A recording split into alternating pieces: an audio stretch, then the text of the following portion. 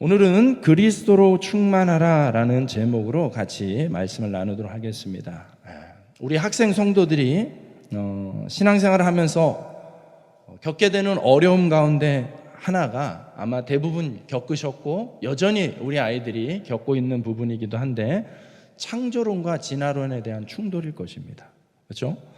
분명히 교회에서는 하나님이 세상을 창조하셨네, 창조론을 배우게 됩니다. 절대적인 능력자이신 하나님께서 어떤 목적을 가지고 이 세상을 이렇게 아름답게 창조하셨다, 실컷 배우지만은 학교에 가서는 무엇을 배우게 됩니까? 진화론을 배우게 되는 것이죠. 세상은 우연히 시작된 거다. 어쩌다 우주가 존재하게 됐는데 빅뱅이라는 어떤 폭발에 의해서 우주 먼지들이 떠돌아다니다가 그것이 뭉쳐서 행성이 되고 그 안에 또 미생물이 어쩌다 존재하다 보니까 진화를 거듭하다 보니 그 단세포였던 미생물이 오늘날의 복잡한 생명체가 됐다라고 가르치는 게 학교의 진화론인 것이죠. 과학이라는 이름으로 그럴듯하게 포장을 하지만 과학 또한 따지고 보면 하나의 가설이죠. 무언가를 전제하는 거예요. 가설을 전제해 놓고 그것을 나름대로의 방식으로 증명해 나가는 것이죠. 그렇기 때문에 과학 또한 하나의 믿음이라고 보게 되는 것이죠. 하나님을 믿는 믿음이 아니라 그럴 것이라는, 이거는 이랬을 것이라는 자기 믿음에 근거한 것이 과학이라는 것이죠. 그래서 과학 안에도 정확히 여전히 밝혀지지 않은 많은 것들이 있습니다. 그러니 과학의 합리적이고 논리적인 면이 있지만 완전하지 않은 면이 훨씬 많다는 것도 우리는 잊어서는 안 되는 것이죠. 진화론에서 주장을 보면은 빅뱅이 왜 생겨났는지, 빅뱅을 일으키는 애초의 요소는 또 어디서 온 것인지 여전히 미스테리죠. 알 수 없습니다. 여전히 우주의 기원을 뭐다라고 정확히 밝히고 증명해낸 것이 없습니다. 그것 또한 하나의 가설이죠. 이랬을 것이다 라는 그런 가설을 믿으면서 그것을 나름의 방식으로 증명해내려고 하는 것이죠. 여러분, 문제는 이제 교회에서는 창조론을 듣는데 학교에서는 진화론을 배워야 한다는 것이죠. 그래서 어떤 학생들은 혼란을 겪게 됩니다. 그래서 과학 시험지에다가 진화론적인 대답을 쓸 수 없다고 그렇게 저항을 해보는 학생들도 있습니다. 이 친구가 시험 공부를 했는지 안 했는지는 잘 모르겠지만 어쨌든 명분은 그렇게 이야기를 할 때가 있죠. 용기는 가상하지만 또 구분함이 또 필요할 것 같습니다. 학교의 시험이라는 것은 뭘 테스트하는 겁니까? 학교에서 배운 내용을 테스트하는 것이죠. 학교에서 이런 거 배웠습니다 라는 식으로 적어내면 되는 것이죠. 다만 그것이 내 신앙이 되지는 않도록 구분하고 지켜냄이 필요하다라고 생각이 됩니다. 그러니 우리 학생 성도들이 있다면 굳이 일부러 시험을 망치려고 해서는 안 되고, 배운 거는 나름대로 열심히 공부해서 진화론은 이런 내용이구나, 이런 허점이 있구나, 여전히 이거는 알지 못하는 영역이구나 라는 것을 밝히는데 일조를 하는 우리 학생 성도들이 되었으면 좋겠습니다. 중요한 것은요, 진화론적인 사고를 갖고 사느냐 창조론적인 사고를 갖고 사느냐에 따라서 삶의 태도가 달라진다는 거예요. 여러분, 진화론적인 태도의 입장은 무엇이겠습니까? 진화론이라는 것은 간단하게 얘기하면 뭘까요? 어떤 생명체가 좀 더 나은 환경, 좀 더 나은 모습, 쉽게 또 바꿔서 얘기하면 지금보다는 뭔가 약점이 보완된 더 강한 모습으로 뭔가 바뀌었다라는 것이잖아요. 그런 과정들을 계속 반복해서 지금까지 이렇게 발달하게 되었다. 한마디로 뭡니까? 뭐에 최적화가 되어가는 과정이에요? 생존에 최적화가 되어가는 과정. 그 이론으로 바라보는 거예요. 이게 바로 진화론인 것이죠. 그래서 진화론적인 사고방식을 가지고 사는 사람들의 삶의 태도가 어떻습니까? 약육강식, 적자 생존이죠. 내가 살기 위해서 남을 얼마든 이겨야 되는 것이고, 힘 있으면 빼앗으면 되는 것이고, 강해져서 높아지면 된다라는 태도를 갖는 것이 이 진화론적인 세상적인 입장이라는 거예요. 그러니 여러분, 진화론이라는 것은 그냥 단지 하나의 학교 교실 안에서만 배우고 끝나는 이론이 아니라는 거예요. 그것은 그 진화론에 사로잡히게 되면은 삶의 태도 자체가 이런 식으로 바뀌게 되는 거예요. 내가 남보다 더 강해져야 된다, 높아져야 된다, 이겨야 된다, 빼앗아야 된다, 이런 이론이 그래서 세상에서 성립이 되어 있는 것이고, 세상이 그런 방식으로 돌아가고 있다는 것입니다. 또 애초에 우연히 만들어졌잖아요. 어떤 목적을 가지고 존재한 게 아니잖아요. 진화론적인 관점은 그냥 어쩌다 존재한 거예요. 우연히 존재한 거예요. 목적이 없습니다. 그렇기 때문에 삶에 궁극적인 어떤 목적을 갖기보다는 그저 내가 살고 있으니, 살아야 되니, 살기 위해서 살아가는 정도의 삶이 되어질 수밖에 없다는 것이죠. 그 안에 무슨 정말 위대한 가치가 있겠습니까? 그냥 살기 위해 사는 건데요, 먹기 위해 사는 건데요. 그래서 진화론적인 관점을 가진 진화론적 중심의 인생은, 하나님이 없는 인생은 살면 살수록 허무해지는 것이 당연한 건지도 모르겠습니다. 그렇죠. 그러나 어떻습니까? 창조론적인 인생은 우리를 창조하신 하나님이 계시다는 것을 믿는 것이죠. 그분이 우리를 심심해서 만든 것이 아니라고 믿는 것이죠. 우리를 향한 계획이, 놀라운 계획을 갖고 계시다라는 것을 믿고 인정하는 것이죠. 세상을 우연히 만들어진 존재가 아닌 어떤 절대자에 의해서, 그 절대자가 가지고 있는 생각과 능력을 가지고 기가 막히게 디자인되고 설계되어진 창조로 보는 것이죠. 그렇기 때문에 무언가가 존재할 수 있다는 것은 그것이 무엇이든 간에 그 존재할 이유가, 가치가 있다는 뜻으로 받아들이는 것이죠. 그렇기 때문에 창조론적인 관점은 생명을 존중하는 거예요. 생명을 소중히 여기는 거예요. 내 생명뿐만 아니라 저 사람의 생명도 중요하구나, 저 자연의 생명도 중요하구나, 귀하게 여기는 거예요. 세상 모든 것들이 우연히가 아니라 하나님의 기가 막힌 설계와 목적에 의해서 만들어진 것이기에, 그것을 만드신 그분을 우리가 존중하고 인정하기에 이 세상 모든 것들이 귀하고 아름답다 여기고, 아름답게 만들기 위해서 또 최선을 다하는 것이 이 창조론적인 태도를 가지고 살아가는 사람들의 삶의 모습인 줄로 믿습니다. 자, 그런데 하나님은 예수님을 영접한 우리를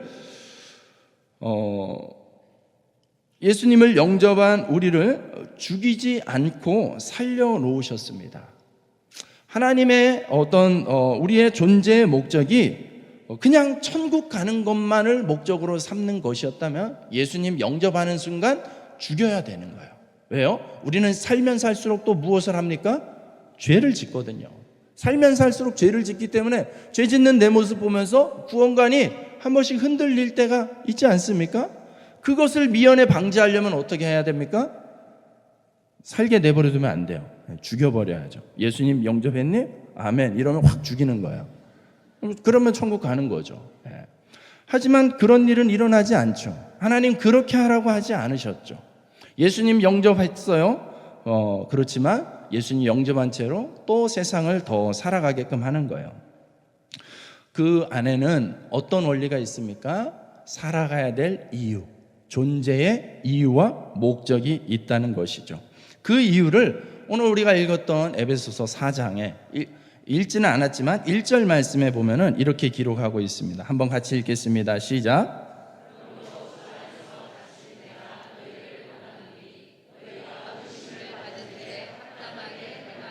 아멘. 네. 주 안에서 같이 내가 너희를 권하노니 너희가 부르심을 받은 일에 합당하게 행하랍니다. 우리는 부름받은 인생인 줄로 믿습니다. 네. 우리는 그냥 어쩌다가 엄마 아빠의 실수에 의해서가 아닙니다. 놀라운 엄마 아빠의 실수를 가장한 하나님의 놀라운 섭리 속에서 여러분이 존재하는 것이죠. 잘 너무 어렸을 때라서 기억이 안 나겠지만 여러분 그렇게 특별하게 존재하는 거예요. 그 말을 신앙적인 관점으로 다르게 표현한다면 불러주셨다는 거예요. 하나님이 우리를 이 땅 가운데 불러주셨다는 거예요. 그래서 모든 인생은 어느 인생도 예외되는 인생 없이 모든 인생은 각자가 하나님께 부름받은 소중한 인생인 줄로 믿습니다. 하나님께 부름받은 그 부르심, 존재의 이유, 살아있는 이유가 있다라는 것이죠. 그러므로 그 이유를 알면 알수록 목적대로 살수록 가치 있고 행복한 인생이 되는 줄로 믿습니다. 한국인에게 있는 특별한 능력이 뭔지 아세요? 어떤 물건을 사면은요, 한국인들은 웬만해서는 그 물건의 매뉴얼을 보지 않는다는 사실이에요. 보지 않고 일단 만지작거립니다. 일단 만져가면서 버튼 이것저것 누르면서 조작해 보면서 학습을 하죠. 그래서 약간 무대뽀식의 그런 자세가 있는 게 신앙적으로도 좀 나타날 때가 있습니다. 하지만 원래 모든 물건은 제작된 만들어진 물건은 어떻습니까? 그것을 판매할 때 반드시 그 물건을 작동할 수 있는, 조작할 수 있는 매뉴얼을 거기다 둔단 말이에요. 왜 그렇습니까? 그 물건을 만든 사람이 이 물건은 이렇게 쓸 때 훨씬 가치 있고 훨씬 효용이 있습니다 라는 걸 전달하기 위해서 이 매뉴얼이 있는 것이죠. 그런 것처럼 누군가에 의해서 우리가 창조된 것이라면, 존재하게 된 것이라면 그분의 어떤 그 매뉴얼이, 작동 매뉴얼이 있다는 거예요. 목적 매뉴얼이 있다는 거예요. 그것을 우리는 뭐라고 부릅니까? 그것을 우리는 성경이라고 부릅니다. 성경 안에 하나님이 우리를 왜 창조하셨는지, 하나님이 우리를 왜 존재케 하셨는지, 우리가 어떠한 목적과 어떠한 가치를 가지고 살게 하시는지 그 내용을 담아놨다는 것이죠. 그러므로 약간은 한국인적인 기질을 조금 내려놓고 조금 더 원론적으로 우리의 매뉴얼에 여러분 충실히 하여서 말씀을 가까이 함으로 우리가 어떠한 목적과 가치를 가지고 살아가야 되는지를 깨닫는 은혜가 있기를 주님의 이름으로 축복합니다. 그러한 이유에 대해서 그러한 이유를 전하는 바울의 자세를 한번 생각해 봅시다. 바울은 자신이 지금 이 에베소서를 기록하고 있는 지금 이 시점은 자기가 사도의 신분으로서 적고 있는 것이 아니라 죄수, 갇힌 자로서 이 에베소 성도들에게 이 글을 쓰고 있다라고 기록을 하고 있습니다. 그러므로 주 안에서 갇힌 내가, 갇혀 있는 내가, 죄수가 된 내가라고 그렇게 자기를 소개하고 있죠. 바울이 교회에서 꽤 존경받고 영향력 있는 사도라는 신분을 내세우지 않고 사회에서 가장 낮은 자의 모습, 낮고 천해 보이는 그 신분, 죄수라는 신분을 붙이면서 권한다고 말하고 있는 이유가 무엇일까요? 그것은 이 교회 안에는 신분의 높낮이가 존재해서는 안 된다는 것을 상징하기도 합니다. 높은 자나 낮은 자가 따로 구분되어 있지 않은 곳이 교회여야 될 줄로 믿습니다. 사회적으로 비록 낮은 자라 하더라도 다른 이들에게 이것이 생명의 말씀이고 복음의 말씀이라면 다른 이들에게 권면할 수 있는 그런 모습, 그것을 받아들이는 공동체, 모든 성도가 하나로 연합한 공동체가 되어야 되는 것이 교회의 모습이라고 우리에게 강조하고 가르치고 있는 것입니다. 교회가 하나 되어야 한다는 메시지를 지금 바울이 전하고 싶어 하시는 것이죠. 그래서 이어서 바울은 부르심을 받은 일에 합당하게 행하라고 이야기합니다. 우리를 불러주신 목적, 이유에 대해서 이제부터 이야기하겠다는 것이죠. 그러면서 2절에 보면은 겸손과 온유와 인내와 사랑과 용납을 실천하라고 이야기합니다. 무엇보다 평안으로 성령이 하나 되게 하신 것을 힘써 지키라고 그렇게 권면하고 있는 것이죠.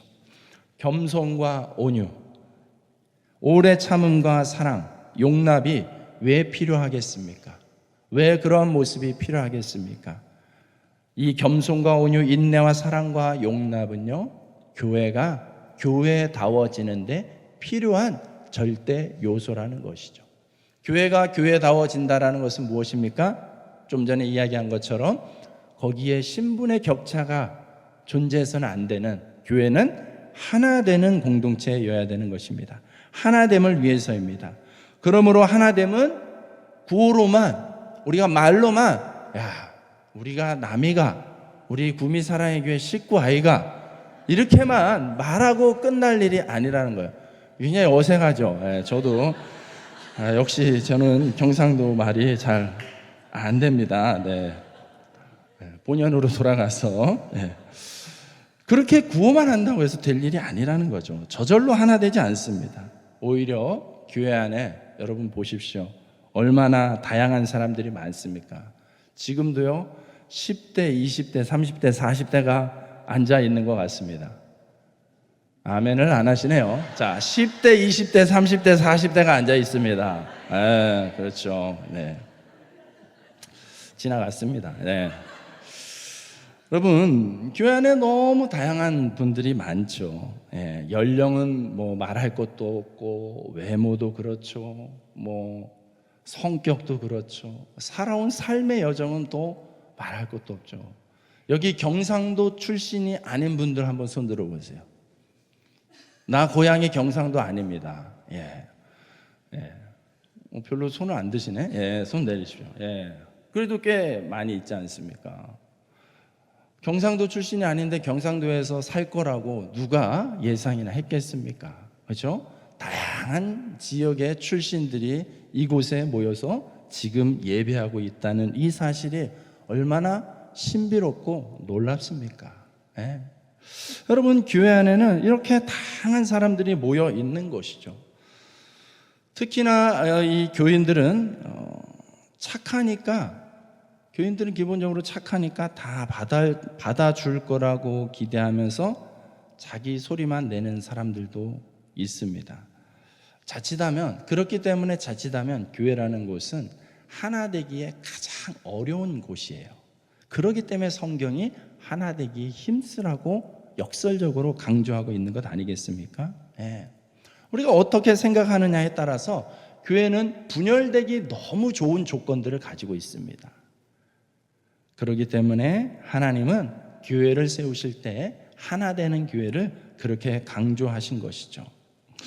여러분, 상대방에 대해서 너무 지나치게 기대하면 어떻습니까? 서로 당신이 양보해야지. 오늘 말씀 못 들었어? 먼저 인사해야지. 오늘 말씀 못 들었어? 먼저 좀 기다려야지. 이해해야지. 이런 걸 상대방에게 요구할 수 있다라는 것이죠.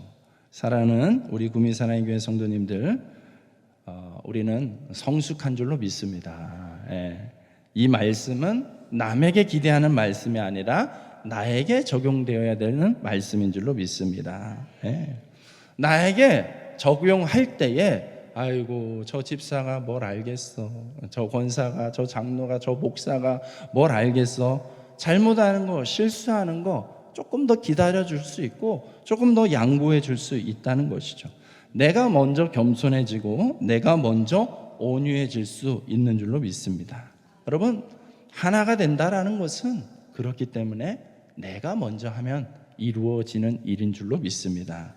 그렇게 각자가 자기에게 적용하고 순종할 때, 자기에게 그 부르심을 깨닫는 자세로 살아갈 때에 교회는 성숙한 모습으로 하나가 되어질 줄로 믿습니다. 여러분, 특별히 우리가 알아야 될 하나됨의 중요한 이유는요, 4장 5절 말씀에 이렇게 기록하죠. 주도 한 분이시요 믿음도 하나요 세례도 하나요. 아멘. 주님도, 우리 주님도 한 분이세요. 삼위일체잖아요. 하나님의 속성은 하나예요. 하나. 믿음도 하나입니다. 예수 믿는 믿음 따로, 돈 믿는 믿음 따로가 아니라 하나라는 것이죠. 세례도 하나예요. 그렇기 때문에 한 분 하나님 안에서 우리는 서로 연결되어 있기 때문에 연합할 수 있는 줄로 믿습니다. 내가 믿는 성령님, 저분도 믿는 성령님이에요. 동일한 하나님을 믿고 있는 우리가 어떻게 나뉘어질 수 있겠습니까? 그런데 이 하나됨에 대해서 오해하면 안 됩니다. 내가 초록색 옷을 입었기 때문에 우리가 남이가 너도 초록색 옷 입어라 이렇게 강요할 수는 없다는 것이죠. 내가 청소했으니까 너도 청소 5분 해야 돼 이렇게 강요해서는 안 된다는 것이죠. 오히려 성경은요, 교회 구성원들 각 사람이 다르다라고 이야기를 합니다. 자, 하나됨이라는 주제를 얘기하지만 하나됨의 적용점에 있어서 각자의 다름을 절대로 무시하지, 간과하지 말라라고 이야기하는 것이죠. 7절 말씀 한번 같이 읽겠습니다. 시작.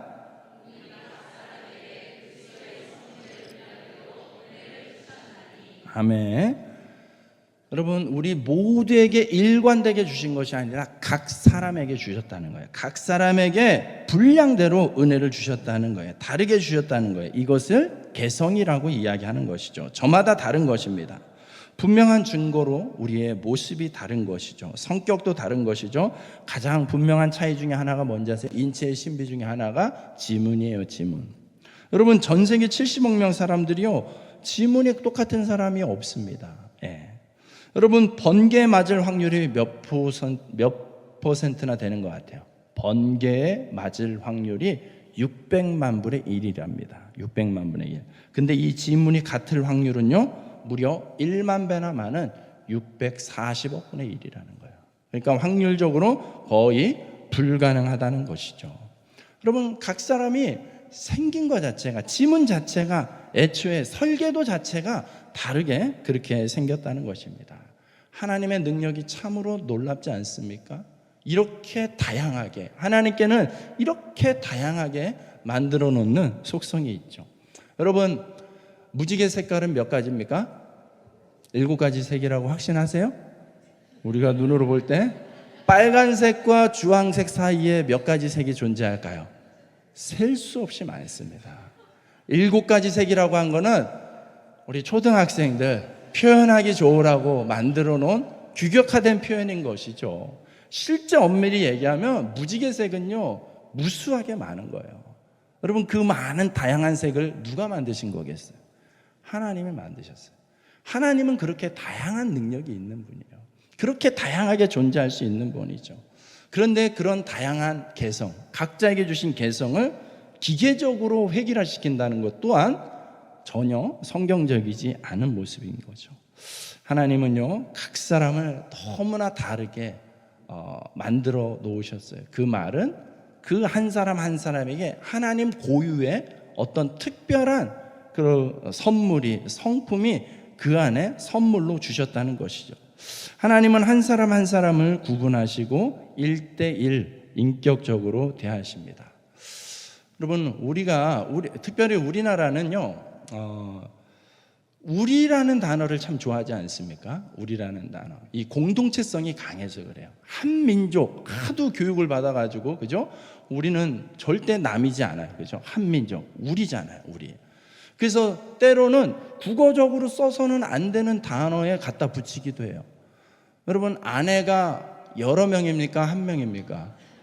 한 명인 아내에게 뭐라고 얘기합니까? 우리 아내가. 이분이 우리 아내입니다. 이렇게. 이게 되게 이상해지는 거잖아요. 그죠? 우리 아내면 어떻게 합니까? 큰일 나죠? 예. 내 아내여야 되는데, 우리는 워낙에 우리라는 단어를 좋아하다 보니 우리 아내 이렇게 이야기합니다. 우리라는 단어가 참 좋은 거죠. 아름다운 언어이지만 때로는 구분되어야 되는 것처럼, 여러분, 신앙에 있어서도 마찬가지예요. 우리가 예배드리고 우리가 함께 하는 것 같지만 때로는 우리랑 구별되게 나라는 것을 표현할 줄 알아야 돼요. 하나님 앞에서 여러분, 우리가 아니라 나로서 하나님을 만나야 될 때가 있다는 것이죠. 나와 하나님 1대1의 관계가 필요하다는 거예요. 그만큼 하나님은 우리 한 사람 한 사람을 만나 주실 수 있는 분이고, 그 만남을 구분하시고 소중하게 여기시는 줄로 믿습니다. 그 증거로 각기 다른 은사를 주셨다고 이야기하는 것이죠. 여러분, 좋아하는 거, 잘하는 거 다 다릅니다. 11절 말씀 봅시다. 11절 시작.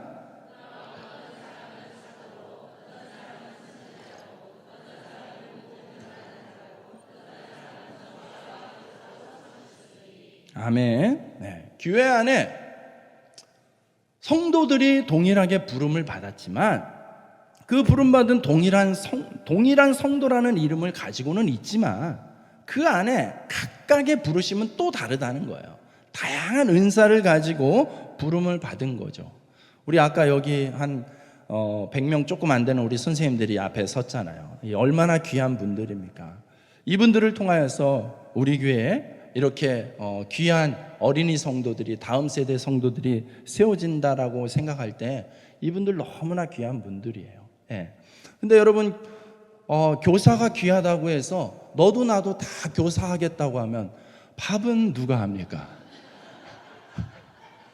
밥이 얼마나 중요한데. 예? 그죠? 이 맛있는 밥을 저마다 나는 요리 잘한다고 다 내가 밥하겠다고 주방에 들어가 계시면 전도는 누가 합니까? 예, 전도는 누가 합니까? 찬양하는 모습이 너무 귀하고 멋있다고 다 찬양하겠다고 하면 누가 저기 서서 안내를 합니까? 예. 여러분, 각자의 부르심이 이렇게 다 다른 거예요. 그 부르심을 깨닫고 그 부르심에 충성되게 살아가는 거, 그것이 정말 교회를 더 풍성하게 하는 모습인 줄로 믿습니다. 교회를 하나 되게 하는 거, 또 교회를 풍성하게 하는 거, 그것이 바로 교회를 향한 하나님의 뜻이죠. 네. 여러분, 그런데 이렇게 다양한 일을 함에 있어서 또 여전히 다시금 우리가 하나됨으로 연결되어질 수 있는 것은 무엇이냐면 목적은 동일하다는 거예요. 목적. 무엇을 위해서 그걸 하냐가 참 중요하다는 거예요. 여러분, 식당 봉사하는 거 그거 결코 쉬운 게 아니에요. 얼마나 수고로운지 몰라요. 네. 그런데 여러분, 식당 봉사하는 곳에도 또 우리 어린이 성도들에게 말씀을 가르치는 그 일에도 또 이 앞에 서서 찬양을 인도하는 그 일에도 목적은 하나입니다. 12절 말씀에 뭐라고 이야기합니까? 그리스도의 몸을 세우려 하심이라. 아멘. 예수 그리스도의 몸된 교회를 세워가기 위해서 각자의 부르심, 각자의 역할에 충실하되 나와 다른 역할, 다른 의견에 대해서 존중하고 받아들인다면 교회는 그만큼 풍성해지는 줄로 믿습니다. 그렇게 풍성해지는 모습, 16절 우리 한번 같이 읽겠습니다. 시작.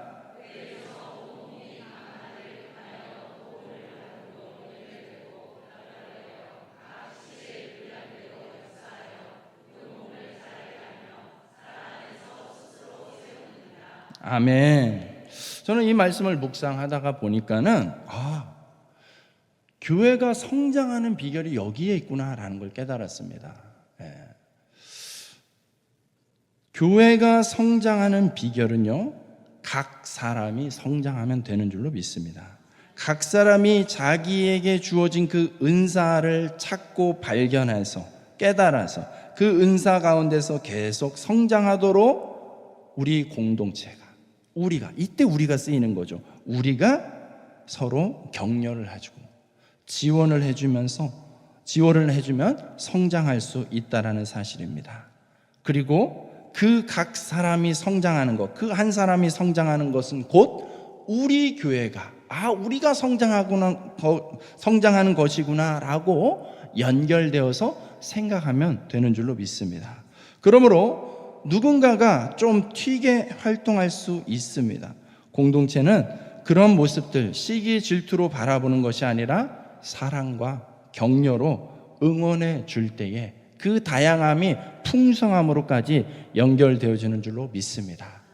한 사람이 성장하는 것을 곧 교회의 성장으로 여기고 함께 한 성도가, 한 사람이 성장해 나갈 수 있도록 함께 축복하고 격려할 수 있기를 바랍니다. 그런 차원에서 봤을 때 오늘 교사 우리 헌신 예배는 너무나 귀한 자리이죠. 특별히 우리 다음 세대 성도들을 위하여서 어쨌든 일선에서 참 수고하고 애쓰는 분들입니다.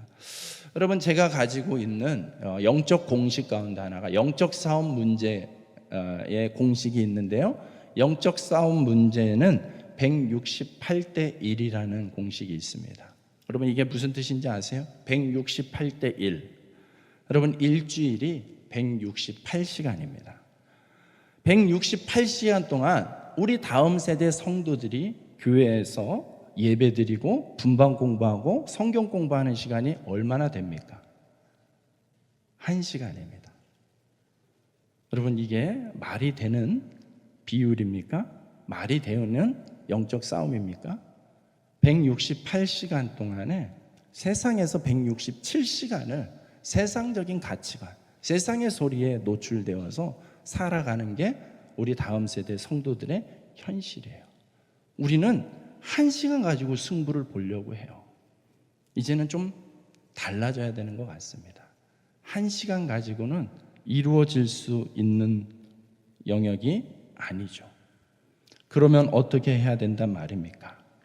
그렇기 때문에 혹시 이 자리에 다음 세대 자녀들을 키우고 있는 부모들이 있다면 잘 생각해 보셔야 돼요. 또 여러분 각자의 삶의 모습을 잘 생각해 보셔야 돼요. 내 시간의 비율은 과연 신앙적인 부분에 있어서 얼마나 투자를 하고 있는가, 얼마나 신앙적인 내용으로 채우고 있는가, 이것을 보면은 내가 지금 어떠한 형편 속에 있는지, 나의 영적 상태, 나의 영적인 건강도가 어느 정도인지, 균형이 있는 건지, 제대로 가고 있는 건지가 보여질 것입니다. 여러분, 말도 안 되는 이 물리적인 차이를 극복할 수 있는 비결은 무엇입니까? 우리 선생님들이 초인적인 능력을 발휘하는 거겠죠. 그렇죠? 우리 모든 선생님들이 초인적인 능력을 잘 발휘할 수 있겠습니까? 네. 물론 할 수도 있겠지만 우리가 좀 더 지혜롭다라면 우리 선생님들에게만 맡기는 것으로 끝내서는 안 된다는 것이죠. 어떻게 해야 됩니까? 가정이 함께 깨어 있어야 될 줄로 믿습니다. 가정이, 부모가 곧 내가 교사다, 내가 영적 교사다, 내가 영적 스승이다. 우리 아이의 신앙을 누구에게 막연히 어떻게 되겠지 맡기고 떠넘길 수만은 없다라는 걸 깨달아야 되는 것이죠. 그리고 인정하고 함께 공조해야 되는 것이죠. 함께 협업을 이루어야 되는 것이죠. 가정에서, 교회에서 우리 다음 세대 성도들이 이 신앙의 훈련을, 교육을 받을 수 있도록 함께 관심을 가져야 되는 것이에요. 그렇기 때문에 교사는 주일학교 교사로만 끝나는 것이 아니라 가정에서는 부모가 교사가 되어야 될 줄로 믿습니다. 여기 있는 우리 청년부에게는 우리 장년부 성도들이 또 하나의 스승이 되는 거예요. 또 하나의 교사가 되는 거예요. 물론 형으로서, 언니로서, 선후배의 그런 관계들이 형성되어 있겠지만은 그것을 뛰어넘어서 영적인 스승으로, 영적인 교사로 여러분, 우리 청년 성도들이 성장할 수 있도록 여러분들이 함께 관심을 갖고 격려하고 또 함께 위로해 줘야 될 줄로 믿습니다. 우리 청년 성도들은 마찬가지예요. 그 밑에 후배들, 우리 중고등부, 유초등부, 유치부, 여러분 어떻습니까?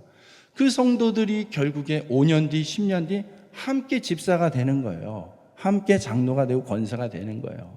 그런 것을 생각해 볼 때에 우리 어린이 성도들이 어떤 모습으로 자라줘야 될지 여러분 또 기대해야 되지 않겠습니까? 그렇게 함께 만들어가는 것이죠. 그래서 어떤 타이틀적인 외적인 교사에게만 모든 책임을 떠넘길 것이 아니라 우리가 모두가 교사라는 이런 의식을 가지고 함께 협력할 때에 우리 교회가 훨씬 더 건강하고 풍성한 그런 교회가 될 줄로 믿습니다.